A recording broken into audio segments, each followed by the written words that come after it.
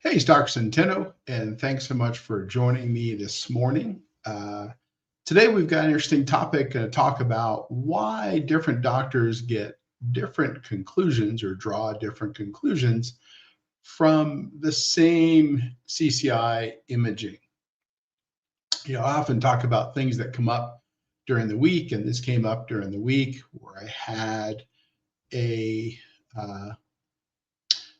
patient's mother that I was communicating with, and I think she had possibly seen a surgeon who had drawn different conclusions from the same imaging. So I felt this was timely because this is a question I get quite a bit, right? A patient goes in and they get a certain image done, and one doctor concludes X from the image, and then they see a second doctor who doesn't think they have X, and then a third doctor who thinks they have Y, etc. So I thought this was a good time to start diving into some of this and why that tends to happen.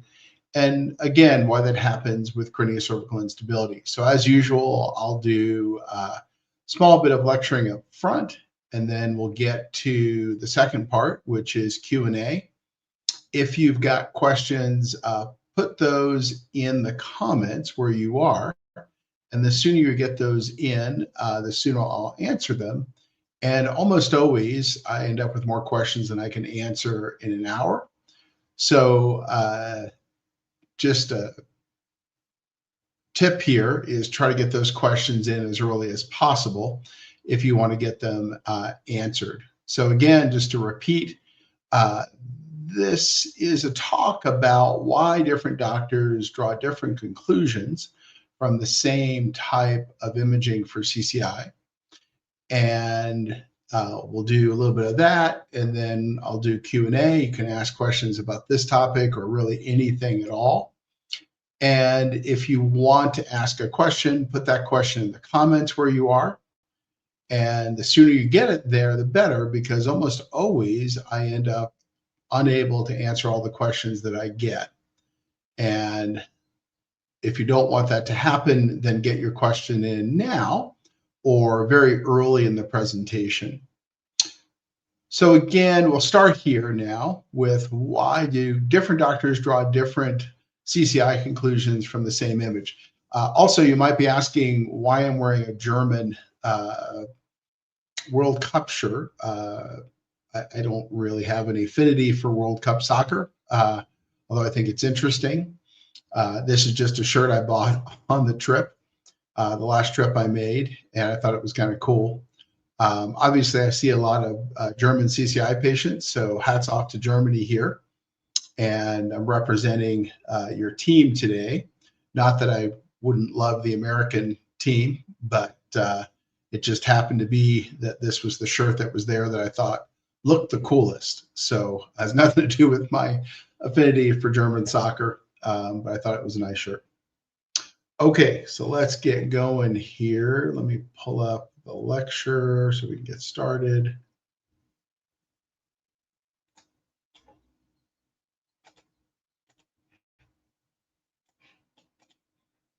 Okay, so this weekend I was at the IOF Toby conference. Happened to be here in Denver, which was fantastic for me because I just got a chance to drive. I didn't have to fly. Everyone else had to fly there. And IOF Toby is really one of the more serious regenerative medicine conferences focused on spine and orthopedic injuries.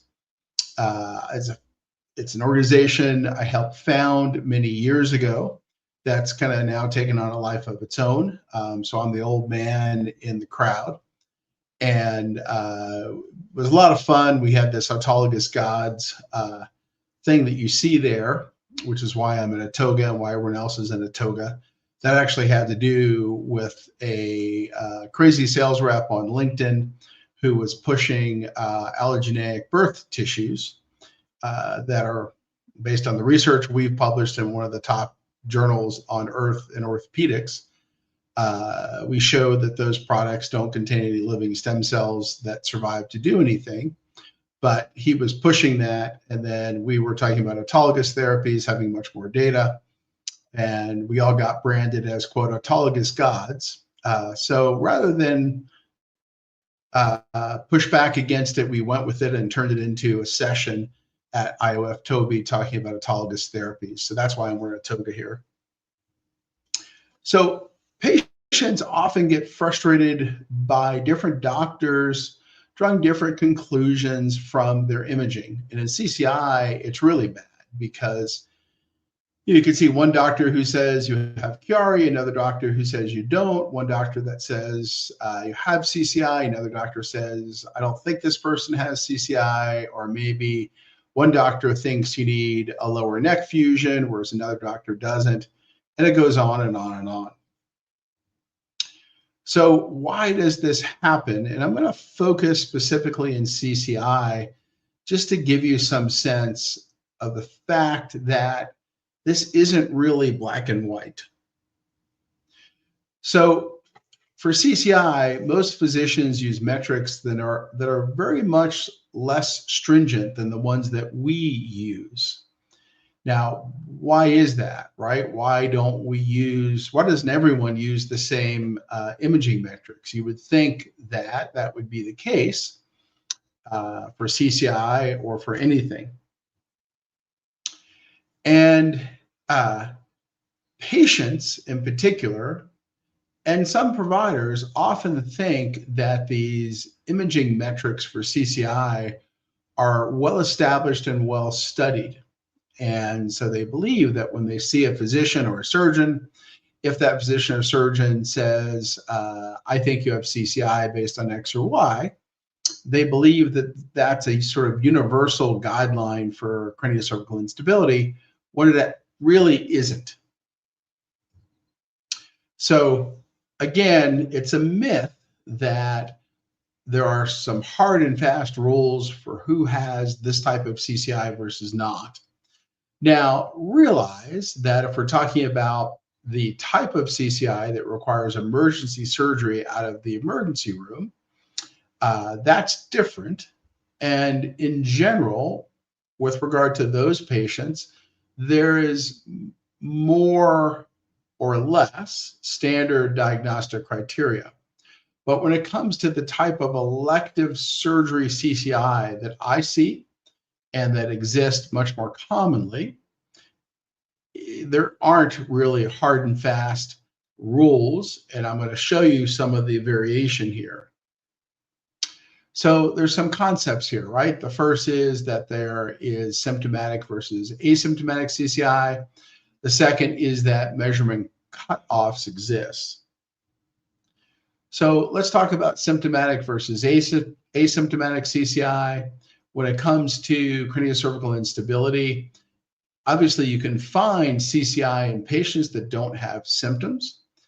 And my goal is to try to make sure that when I'm seeing a patient, the images that I'm looking at that seem to show CCI are causing them symptoms, because unless they're causing symptoms, there's no reason for me to do what I do, and there's no reason for that person to get fused.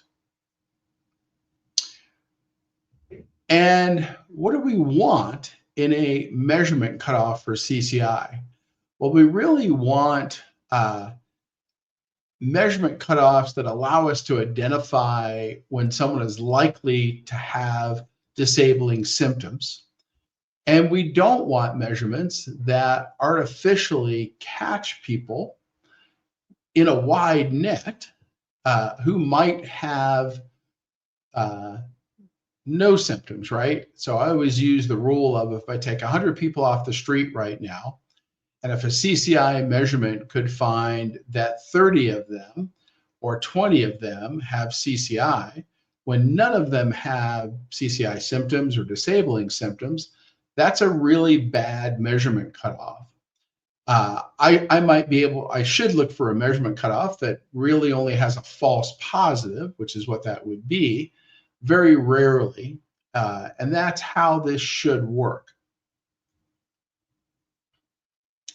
Now, again, as I've said, surgeons often use metrics that are found in textbooks, and those are usually very different than the ones that we use. And that's because hunting down the source studies that separate symptomatic versus asymptomatic CCI patients, using those cutoffs, I found very, very difficult, meaning that most of the cutoffs I've seen used don't have good studies showing that they can identify symptomatic patients versus non-symptomatic patients, or on the other hand, that these measurements aren't common among people with no symptoms. So let's explore some common CCI measurement cutoffs to learn about the diversity of opinions that are out there. So let's look at C1, C2 overhang, Grabb-Oaks, CXA, and translational BAI.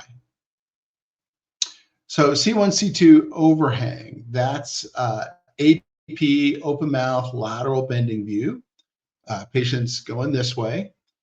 And we're trying to see if C1 translates laterally on C2. DMX is preferred. You can do it on X-ray as well. And what's the difference between a surgical overhang and the measurements we use? Well, we've seen some physicians and surgeons use the old numbers here as anything more than 2 millimeters, when in fact the Freeman-Katz study changed that to 3 to 4 millimeters with an asymmetric DENS. And if you're at 3 millimeters, there's a 2/3 chance of symptomatic CCI. If you're at 4 millimeters, there's a 95% chance of symptomatic CCI. Another one is Grabb-Oaks, right? Grabb-Oaks, as the line I've drawn there, is if you draw a line from the Bayesian down to basically the back corner of the DENS, and then you draw a second line that goes to the back of the DENS to that line. That's called the Grabb-Oaks measurement. And again, most of these are done on upright MRI these days. Here, several physicians and surgeons use the value of greater than 7 or 9 millimeters. Here is the definition of symptomatic CCI requiring fusion. We use the Nicholson data, which is on upright MRI, which kind of moved that to at least sort of 10 millimeters in flexion for that to be abnormal. The concern there would be if we use 7 millimeters, we're going to catch a lot of patients that don't really have CCI. If we use 9 millimeters, the Nicholson study showed that approximately 1.5 out of 10 patients will have a normal finding. So that's why we move our abnormal up. Now, there are certainly patients that have 9 millimeters where they've got a lot of compression from the DENS to the brainstem, where you could make an argument that you should relax that rule. So all of this has to be looked at in context. CXA, clivaxial angle, the angle formed by the clivus, and the back of the DENS. Again, most of this these days gets measured on upright MRI. And several physicians and surgeons use the value of less than 135 or less than 130 as the definition of symptomatic CCI. We use the Nicholson definition of abnormal as less than 125 in flexion on an upright MRI. Again, we could use 130, we could use 135. We're just going to capture a lot of patients that have normal findings. Again, this Nicholson stuff just has to do with trying to prevent getting the values or the same values of someone I pick off the street who has no symptoms. Translational BAI is another one. Again, this normally these days gets picked up on upright MRI. That's the distance from the Bayesian to this artificial line drawn at the back of the DENS. And here we're looking at translational values from flexion to extension. And that's going to be the difference between the two. Now, several physicians and surgeons use the value of greater than 1 millimeter. Henderson published a long time ago on the idea that we should probably move that to 4 millimeters. And that was really prophetic because that's before the Nicholson study came out on upright MRI that showed that, again, it's rare that people who don't have CCI report more than 4 millimeters or more. So what happens if the patient is offered fusion based on the metrics and we don't agree with those metrics?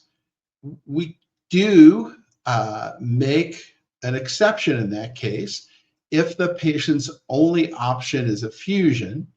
So in that particular situation, we will tell the patient, listen, we don't think you have CCI, but a surgeon does. And if this is your only option to get surgical fusion, then as long as you realize that you may not have symptomatic CCI, we will do a PICL because you don't have a lot of other options. So in summary, our CCI metrics are often stricter than those used by most physicians and surgeons. We tend to focus on metrics that are obviously abnormal based on what's published, or metrics that link to symptomatic CCI. But again, when patients don't meet our criteria and their only option is a fusion, they can opt for the EPICL as long as they realize that we generally disagree with the diagnosis. So again, just to review, there are lots of metrics out there for CCI. Our goal is to try to be a little bit more strict. We're a little bit more strict because we are trying very hard to separate patients who clearly have craniocervical instability, likely causing symptoms, from patients who might have incidental findings that look like craniocervical instability, but at the end of the day, what we're seeing on the imaging isn't causing their symptoms.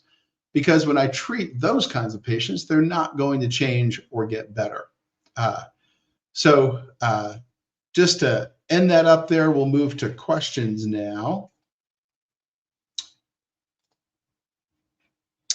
And I'm going to just take a 1-minute break here before I start questions, so don't go anywhere. I just need to adjust a few settings on my side.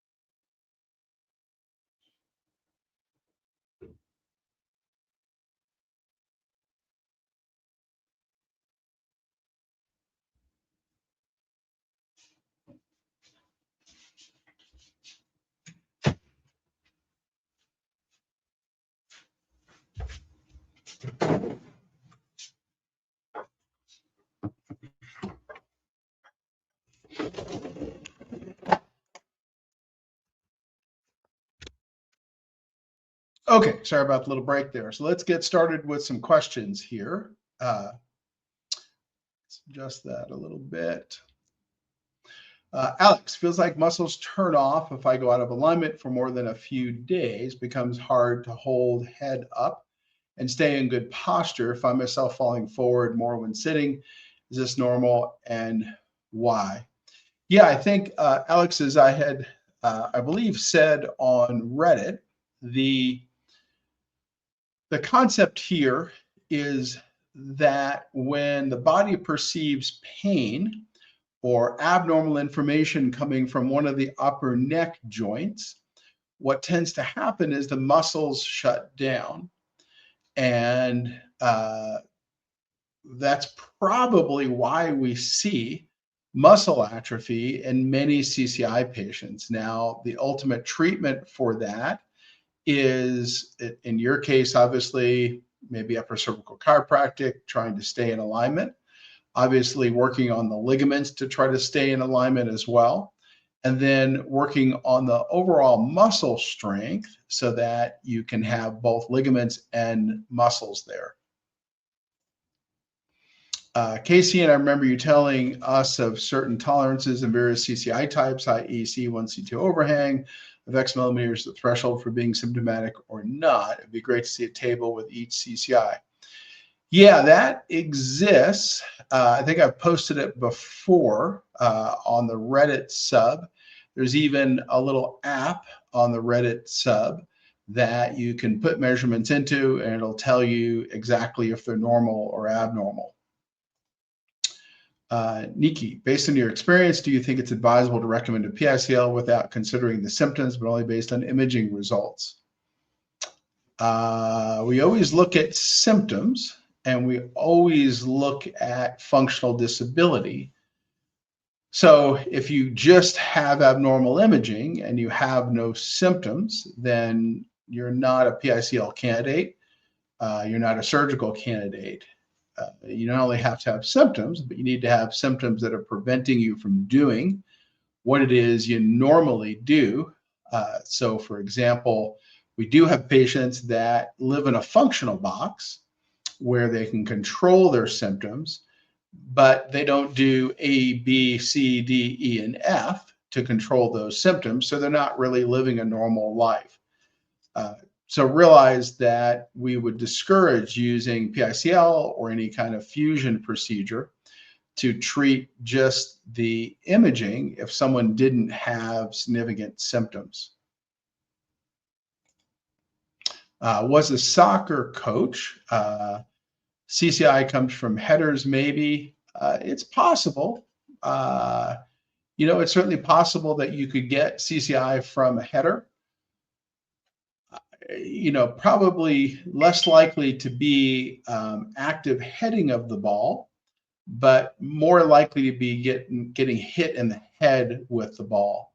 And the reason is that if you're doing a header, you're actively turning on those protective stabilizing muscles because your head's going to hit something.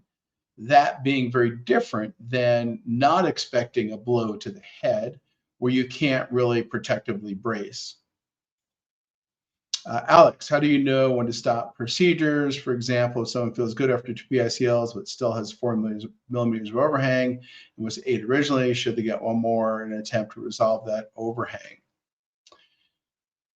Yeah, so it's a combination of disabling symptoms, how someone is responding to those PICLs, and we could also look at imaging metrics as well. So for example, let's say we had someone who was 60% better after 2, and we know they generally get about 30% with each one, and they're still living in a substantial functional box, and they respond well to procedures. Procedures don't cause them 3 or 4 or 5 months of flare-up, etc.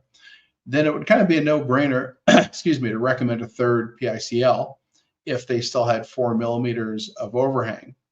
Now, compare that to someone who is 90% better and is much more functional and getting back to all the things they enjoy. Then we're probably going to hold a little bit and see where that goes before recommending that third PICL. D Spicer, seeing you guys soon. Looking forward to getting fixed and getting some relief from these symptoms. Love the videos. Thank you. Look forward to seeing you as well. I know some DMXs insist on getting rotational dynamic views, which I remember you don't use. What do you think is its value? Yeah, at this point, I don't think there's much value in getting dynamic rotational views. Frankly, I don't think there's much value in most of the DMX views. It's one of the reasons why when we started doing DMX in office, I don't waste radiation on dynamics rotational views because we don't really know how to grade those and determine what's unstable and not. I don't waste money on oblique views where patients are bending their neck because, again, we really don't know what's abnormal or not. I don't usually waste radiation on nodding views because we, again, don't know what's abnormal and not. So when we do DMX, we focus on the views that are very specific to finding what's normal or abnormal for that patient. And that means we eliminate about half of the DMX. That's why I call our DMX a low radiation DMX, because we're eliminating about half of the radiation exposure or more. Nikki, do you have any tips for managing CCI and AAI on a daily basis, for example, physical therapy or micronutrients? Well, you should always try physical therapy. We have online exercises to try. You can also get with a experienced physical therapist. If you're looking for a specific physical therapist in your area, then that would be IPA, like the beer, IPA physical therapy. If, on the other hand, you're good with an online therapist, then we use Todd Ball. But you should always try those management steps. Other advice for managing CCI would be finding an AO, NUCA, Blair, orthospinology chiropractor, because those are the chiropractors that are very specifically focused on the upper cervical spine.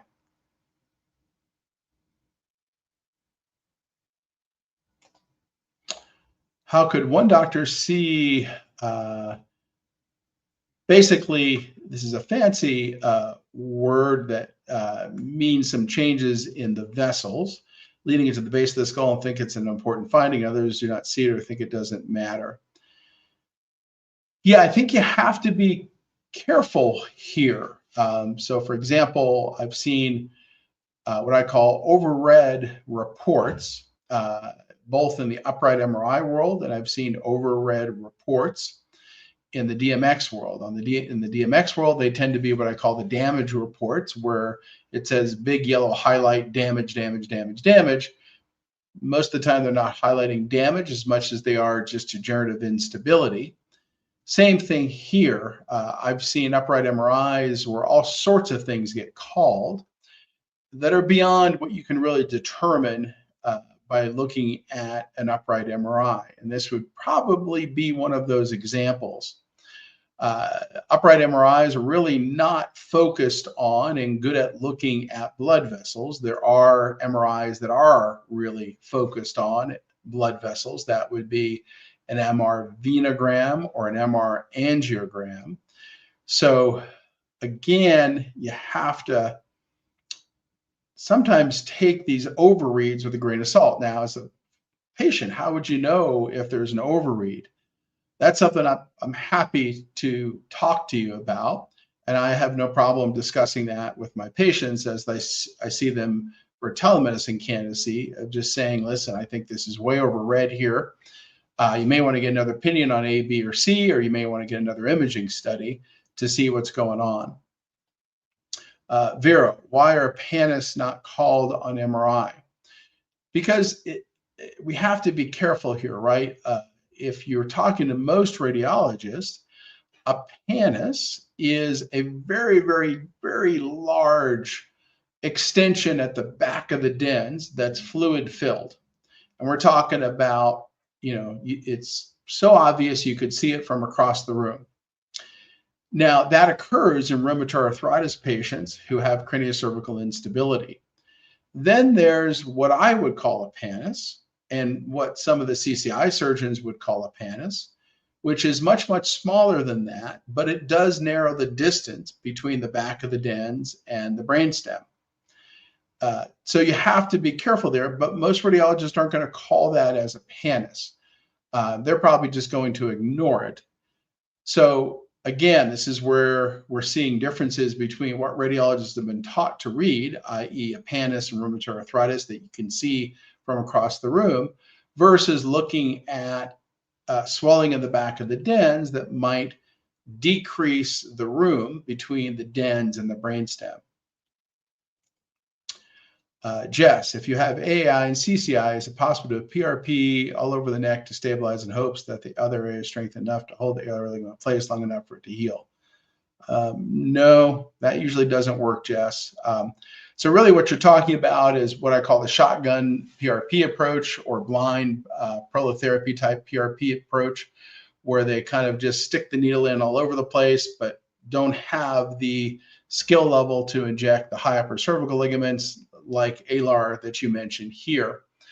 That usually doesn't work. Now, who knows? It may provide some benefit, but usually when it provides benefit, there are more symptoms coming from something like C2 moving forward on C3, which that could help, than coming from the alar ligament. But no, I generally wouldn't waste your money. This is something I see a lot with patients, where patients waste a lot of money getting repetitive Prolo or repetitive PRP. There's one clinic out there that does this 6, 8, 10, 12 times, and the patient has burnt through $20,000 or $30,000 getting all of these treatments, and they've got no dry powder left to do anything else. It didn't work, and now they've kind of painted themselves into a financial corner because they can't get the type of treatment that's more likely to help. Alex, to add to that, if someone is able to hold adjustments for longer after 2, still some overhang and minimal symptoms. Yeah, Alex, I think we kind of got there with the last answer, and that is, at the end of the day, the goal is to look at it all in context so that we can make a good decision, because regrettably, it doesn't come down to just imaging metrics. It's always trying to look at the bigger picture for that person.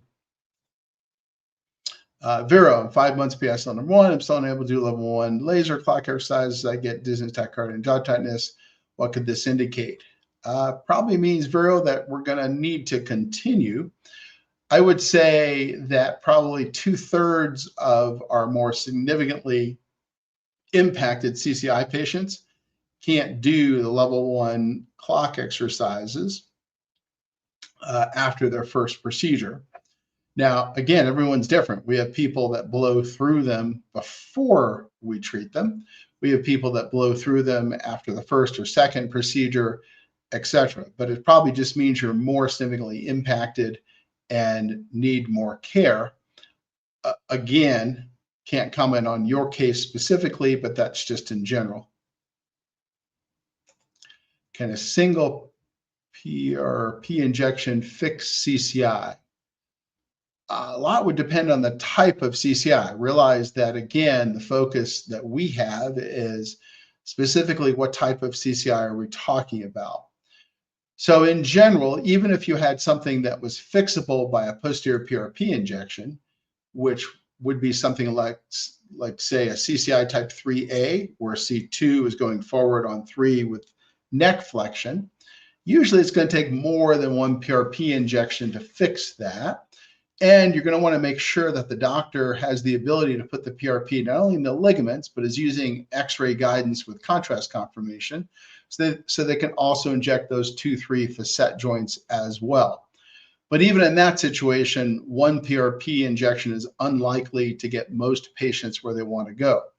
If you have more internal ligament CCI, like a type 2B, then it's very unlikely that that type of approach is going to help. Vera, how many months after PICL could we expect upper back and neck muscle tightness to decrease?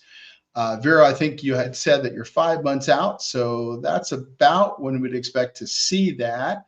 If that's not happening at 5 months out, then usually the next thing to do is, if you've made iterative improvement, but just that or other things haven't improved, then we usually just proceed to the second treatment. JS, does CCI or does certain CCI get worse over time? What helps with CCI symptoms without surgery? CCI can get worse over time in most patients. So again, best I can do is to say, in most people we follow, because let's say they decide not to get a treatment and they pop up 2 years later, most of them are worse rather than better over that time. But we do see some people that get better over time. So there's no way to say that advice or that trajectory applies to everyone. What helps CCI symptoms without surgery? That could be specific neck injections that are focused on the CCI type. So as I said, a type 3A, 2 going forward and 3 in flexion might just be simple posterior injections. Or advanced posterior injections, whereas a type 2B, side to side at C1, C2 due to alar ligament, is going to map to that PICL procedure. It's been advanced by Sherry Scott. Is it expected that CCI will get worse without treatment over time? I think I just talked about that one. Why light sensitivity doesn't go away, BVD was found. I probably need more context there, Kevin, to answer that particular question.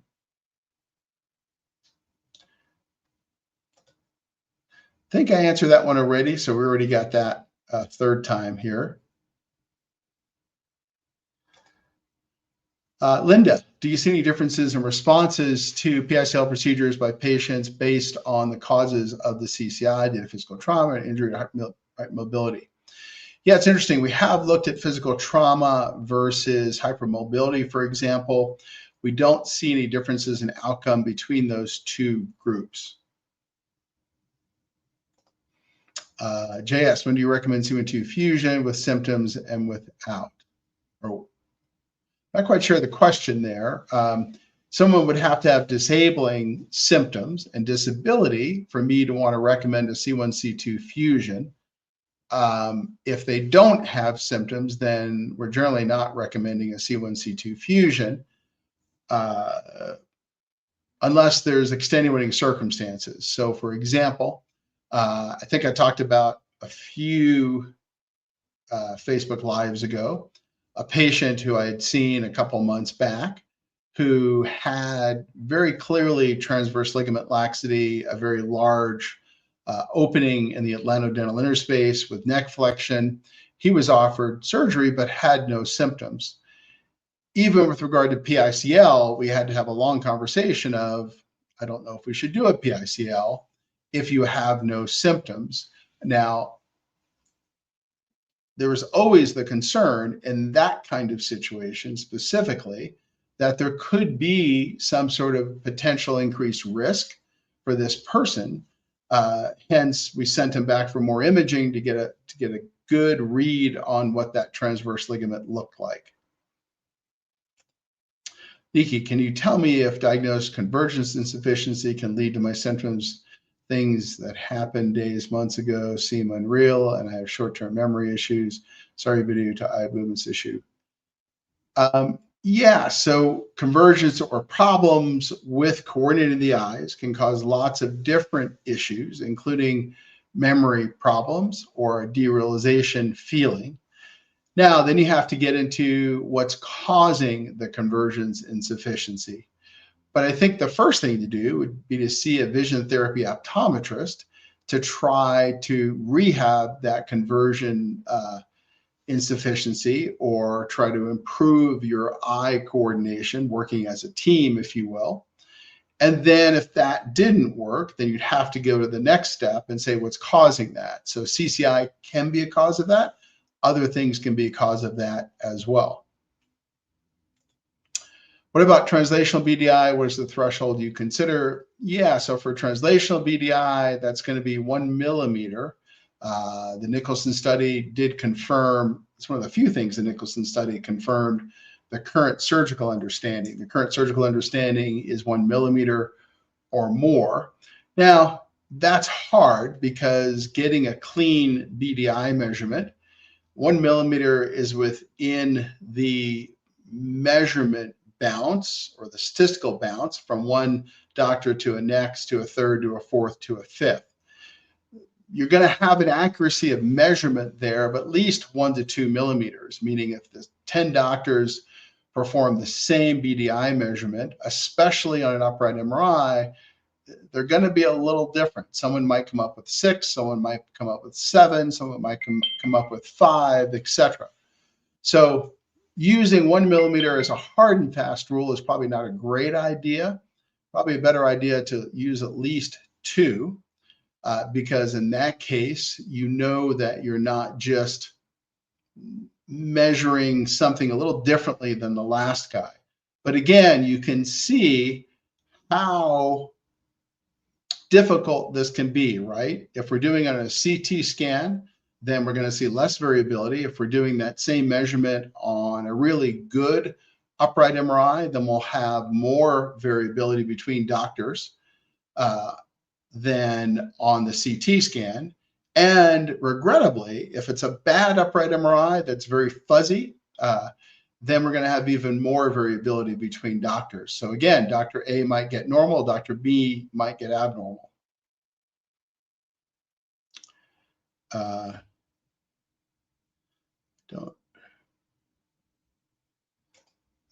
not quite sure what the question here. Ligaments get strength by prolotherapy. Prolotherapy can work to strengthen ligaments. Can PT and chiro strengthen ligaments versus tendons? If you strengthen muscles, will it strengthen ligaments? Not so much, but realize that stability is half muscles and half ligaments. So really the overarching goal there is to get stronger so that it protects your ligaments. Now, if you get stronger and your symptoms go away and you don't have crazy ligament values, then I think it's probably fine to just watch that and see where that goes. Having said that, if you try to strengthen and things blow up, then you're probably in that category of needing some ligament strengthening usually through injection in our world, but might be a fusion candidate as well. Andrea, would it make sense to get a DMX for each procedure to see the progress? You can certainly do that, Andrea. We offer DMXs in the office. We have done that for patients. Some of our patients don't want to do it because of radiation exposure, but we're happy to do that. The problem is that there isn't a linear correlation based on what we've observed between a decrease in DMX values and symptoms, meaning we have patients that have no change in DMX values and whose symptoms are responding very nicely. We have patients that have large changes in DMX values and have no change in symptoms at all. Where I think DMX repeats can be helpful is if we're looking for a tiebreaker. If we're trying to say, are we doing anything here to this person because they don't seem to be getting better symptomatically? And can we document to ourselves that we're making some improvements in something here? JS, during PICL, can you tell if ligaments are not functioning properly? Sometimes, for example, we do put the patient in a position with force that can open a really weak ADI or a really weak transverse ligament. So we have seen that, but mostly what we're getting is feedback on the structure of the ligament. So we can tell, for example, if the ligament is very loose packed and looks injured versus if the ligament is very tight packed and looks mostly strong and intact. Casey and I agree with not treating asymptomatic patients, but surgeons often will say without fusion, you'll be paralyzed on MVA neck injury prevention. Yeah, Casey, we have to be careful with that one because not in this area, but I've looked it up in cervical stenosis. So that's a hard sell on surgeons where they'll see a stenotic patient, meaning the spinal canal is very small, and they tell patients, gee, if you get into a car accident, you could become a quadriplegic. The problem with that argument is if you look at the research very closely, which I've done, you're actually more likely in that situation to become a quadriplegic from the surgery than you are from a car accident. So be very careful there. These surgeries are not zero risk or close to zero risk. They are very invasive.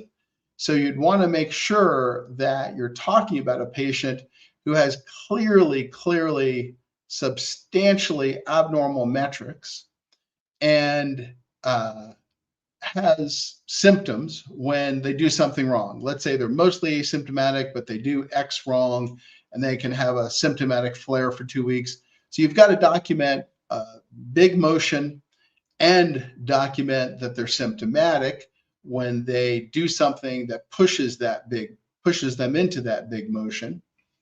Outside of that, oftentimes the surgeries are higher risk than the risk you're trying to prevent. So it's a very complex calculus there you've got to look at, but important to try to protect the patient as best you can.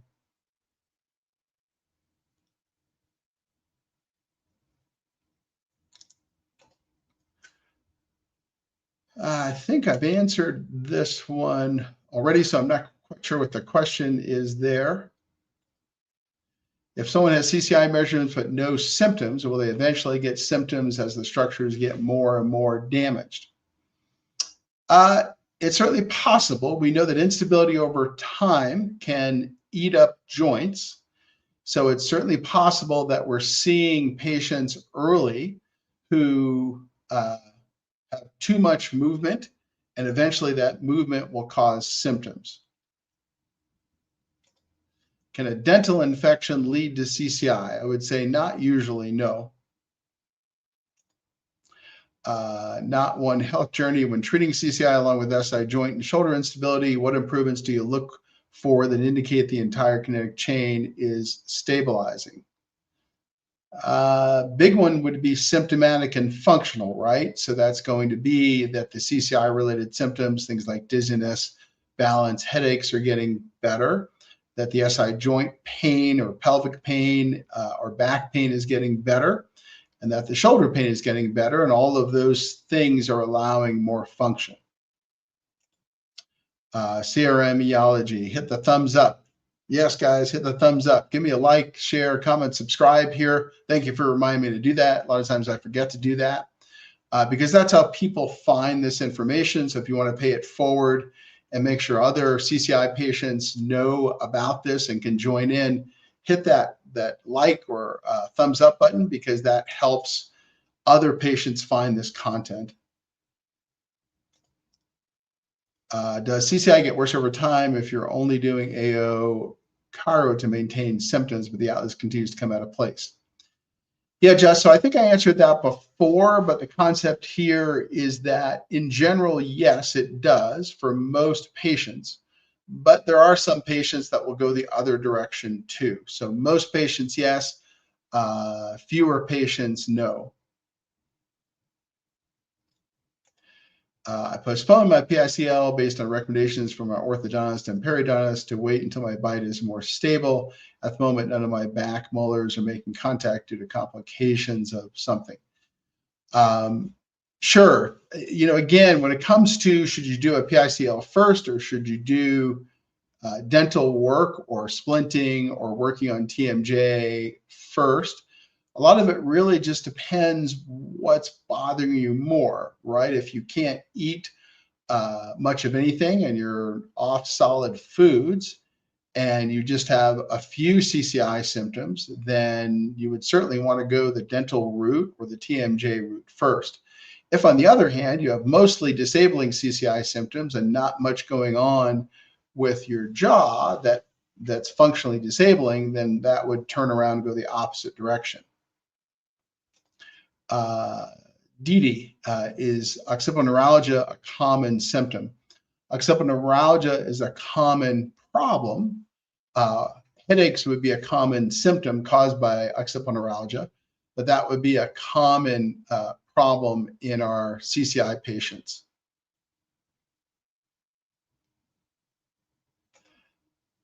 Jubilee, from a prior dental treatment, I've noticed a strong connection between my bite, stability, and neck stability. In your opinion, is it important to achieve a more stable bite before proceeding with PICL? Well, Jubilee, if you've noticed a connection between your bite and your CCI symptoms, then I would say yes. I'm not quite sure what a connection between my bite stability and neck stability means. I'm assuming you mean that when your bite is off, your neck gets worse, in which case I think pursuing trying to improve your bite is helpful up until that point where obviously nothing seems to change and you've got to start moving on to the neck. Hypermobility plus whiplash, symptomatic cervical instability without meeting the CCI criteria. What treatment options do you consider after conservative care fails? Yeah, so again, realize that there's craniocervical instability and there's craniocervical syndrome. So craniocervical syndrome just means that you have upper neck structures causing CCI-like symptoms, but there is no instability, in which case you focus on treating those high upper cervical structures. So generally, that's the next step if you don't meet the criteria for craniocervical instability but have upper cervical symptoms. Does a Regenexx provider do PRP differently than an ordinary chiro provider? I wouldn't be getting PRP at all at a chiro office. That's a really, really bad idea. Uh, Listen, 70% of what it is you're looking for when you have CCI is not playing the magic stem cell game, meaning that you're not out there trying to find some magic potion that is going to cure your CCI. So, umbilical cord stem cells. I've seen a CCI influencer recently who's trying to push all of this craziness. Or going to a chiro office who only has the expertise to put whatever it is they're injecting into muscles.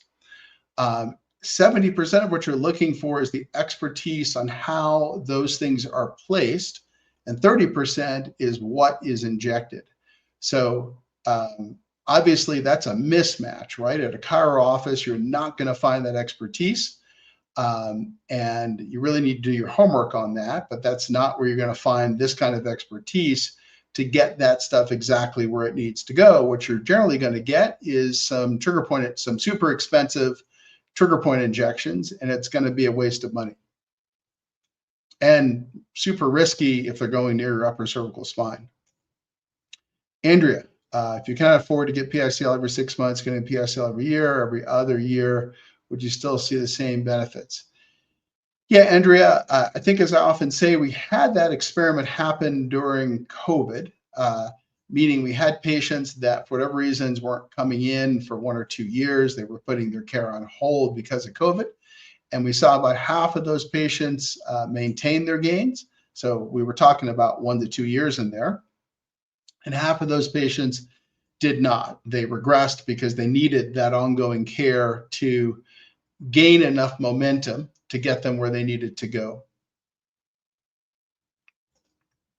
Kevin, why SCM feels so irritated?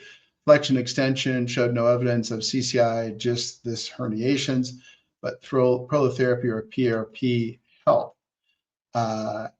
SCM irritation is usually linked to C1, C2 instability. You really wouldn't see C1, C2 instability on flexion extension. That's going to take usually an open mouth lateral bending view on a DMX. So there may be undiagnosed type 2B. SCMs can also get fired up due to postural problems when your head and neck come very much forward. Disc bulges in the neck are not usually the cause of SCM tightness. Vero, after 1 PICL, I'm now able to turn my head left, but lateral bend causes suboccipital pain and headaches. What could this indicate? What is still damaged? Well, I don't know specifically what's still damaged from that description. I can say that it sounds good that you had some improvement in the ability to turn your head. Realize that when you're turning your head, that's stressing the alar ligament less, alar and accessory less, than when you're laterally bending, which stresses it more, which is why we use the lateral bending open mouth view during that DMX to look at and really stress the alar ligament. Is bubbly head sensation always CCI? No. That could be, I'm not quite sure what you mean by bubbly head sensation, but headaches and other types of things involving your head could be CCI, could be 20 other different things. Amber, Andrea, they have for me. I took 2 years between my first and second, still got great results. Good to know, Amber. That's, I think you're in that half of our patients that can put bigger time frames in there. So that's wonderful. James had CCI from a crushing neck injury in 1999, had a bunch of lower cervical fusions, and a C1, C2 injury that was never treated. I have a lot of symptoms. What treatment options would you recommend? Yeah, James, I don't do online consults. Obviously, that wouldn't be responsible. But we do offer telemedicine visits where I can look at all of that information and try to determine what you're a candidate for. So that would be the next step. You would also want to try to get movement-based imaging to see if there's any kind of CCI. And then we're happy to do a telemedicine. We even do a pre-screen before the telemedicine to make sure we have everything we need. Actually, my mom did some sort of acupuncture on me to help with some chronic ankle pain. She grabbed my head and pressed on my ear really hard. I'm now having a lot of pain. Yeah, so I think actually I answered this. It's certainly possible that something got injured, but normally these bumps in the road type small injuries don't affect the overall outcome from something like a PICL procedure. And then could CCI affect the thoracic spine? It can, or at the very least, we see a lot of CCI patients that have upper back and thoracic issues as well. And oftentimes we'll treat those as well. Could instability lower down the cervical and thoracic spine, amplify instability at the CCJ? Unlikely. Usually what we'll see there is that patients who have lower cervical and thoracic issues generally just have multiple areas that are causing symptoms, right? So sometimes the CCI or the upper cervical spine gets in on the axe, sometimes the lower cervical spine, sometimes the thoracic spine, and then these three areas can play off of each other. Molly, during the PICL procedure, can you see if ligaments are calcified? If so, would you not inject? Yeah, Molly, it would be pretty rare. I can maybe count on one hand after doing this quite a bit. The times we've seen, or I have seen, a calcified upper cervical ligament. What we do see are bone spurs getting sort of pulled off of the bone, or osteophytes from ligaments. But as far as mid-ligamentous calcification of an upper cervical ligament, that would be more rare and might be a reason to head a different direction, like fusion. Jess, are there any prescription medications given before or after PICL? What happens if the person has been floxed and worries about medication sensitivities? There are medications given during the procedure. There are medications given after the procedure for pain, etc. We don't use any fluoroquinolone antibiotics. Can CCI contribute to psychiatric issues like depression and anxiety? We certainly see a lot of chronic pain patients who are depressed, and that's fairly common, including in CCI patients. That makes sense. As far as anxiety is concerned, CCI can contribute to anxiety through irritation of the vagus nerve, but there's also other causes of anxiety as well. Have you heard of sleep apnea and mouth devices make CCI worse? Not really CCI worse, but we certainly have seen that things like CPAP and BiPAP machines, because they keep your head and neck in a certain position, can aggravate CCI symptoms. Okay, so we're coming up to the end here. See if there's any specific questions. Here's a good one. Jess, is there a specific area in the neck that controls the dizziness? Yes, the most common level for that is C2-3, and then a little bit less so at C1-2, but usually that high upper cervical spine controls the dizziness. Okay, guys, so I think we're all done for today. I want to thank everyone for hanging around and thank everyone for all the great questions. Again, as I always say, that's a great way for everyone to learn, is by asking questions and then getting answers, because a lot of us have the same questions. So thanks so much for your time on this Sunday morning. I will be back next week doing the same thing on another topic. Probably do just some general stuff on stem cells, because I've seen a lot of misinformation out there recently on that topic, but we'll see where the week goes, and I'll pick a topic at some some later date as the week goes on. So thanks so much for spending time this morning, and have a great week.